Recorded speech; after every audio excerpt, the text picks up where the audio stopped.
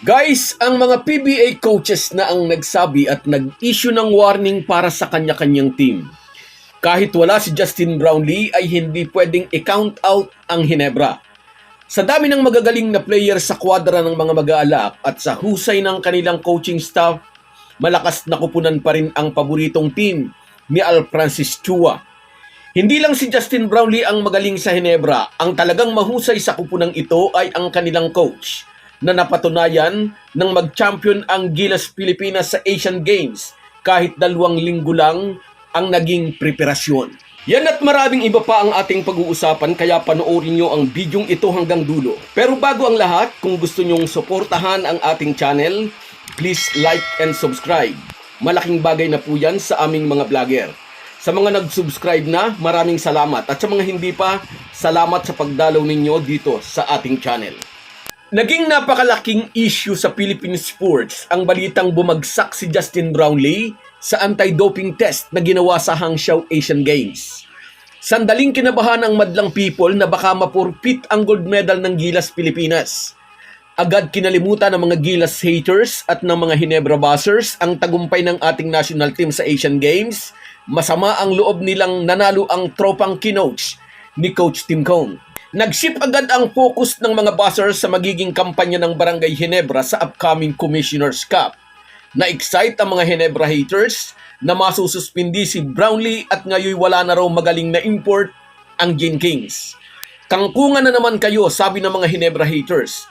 Pabuhat lang naman kayo sa inyong import. Mahina na kayo ngayon. 2 years ang magiging hatol sa manok nyo. Ang mga ganitong patutsada ang sinasabi ng mga haters. Ngunit ang mismong mga PBA coaches ang nagsabi kahit daw wala si Justin Brownlee, ang Hinebra ay isang malakas na team pa rin. Hindi raw pwedeng i-count out ang Gin Kings pag-amin ni ROH coach Yeng Yao at Luigi Trillo. Si Magnolia coach Chito Victorero ay tinitingnan din ang Hinebra bilang isa sa mga team na malakas ngayong conference. Nasabi ito ng mga PBA coaches dahil nakita naman nila ang kalidad ng mga players ni Coach Tim Cone. Kahit lagpas na si Japit Aguilar sa kanyang prime years, hindi maitatangging isa pa rin siya sa malakas na inside player dito sa PBA. At si Stan Hardinger, dapat pa bang i-memorize yan? Nakita nyo naman kung paano pinahirapan ni si Stan ang mga import ng ibang team. Si Scotty Thompson, dapat pa rin bang isa-isahin ang mga achievement ng current PBA MVP? Si Stanley Pringle na hanggang ngayon ay sobrang bilis at may pamatay na tres. Si Nards Pinto na laging handang ibigay ang rugged defense sa mga katapat na gwardiya. At si Jamie Showman Malonzo na sa bawat laro ay ini-excite ang mga fans sa kanyang mga dunks. Magbabalik na rin ang court general ng Barangay Hinebra na si L.A. Tenorio. Lagpas na rin si Teniente sa kanyang prime pero hindi pa rin matatawaran ang kanyang pagiging leader sa opensa ng mga mag-aalak. Sa mga nagdaan niyang laban kasama ang colon cancer sa kanyang mga itinumba. At heto ang isang malaking bentahe pa para sa Hinebra ngayong conference. Nasa Gin Kings na si Maverick Ahanmisi. Magdadagdag siya ng bilis sa opensa ng tropa ni Coach Tim Cone. Huwag din nating kalimutan ang mga role players ng Hinebra na laging handang mag-step up kapag nabibigyan ng minuto. Saglit ngang mawawala si Justin Brownlee pero isang mahusay na import din ang ipapalit upang tulungan ng Hinebra na ipagtanggol ang corona ngayong upcoming Commissioner's Cup. Sa totoo lang, ikinalungkot ng maraming Hinebra haters ang pagdating ni Tony Bishop bilang replacement ni Brownlee. Alam ng mga haters, nasa peligro na naman ang mga paborito nilang team ngayong nasa Hinebra na ang import na nagdala sa Meralco sa finals noong 2021 Commissioner's Cup. Make long story short, gustong sabihin ng ibang coach, isang malakas na team pa rin ang Barangay Hinebra kahit wala si Justin Brownlee.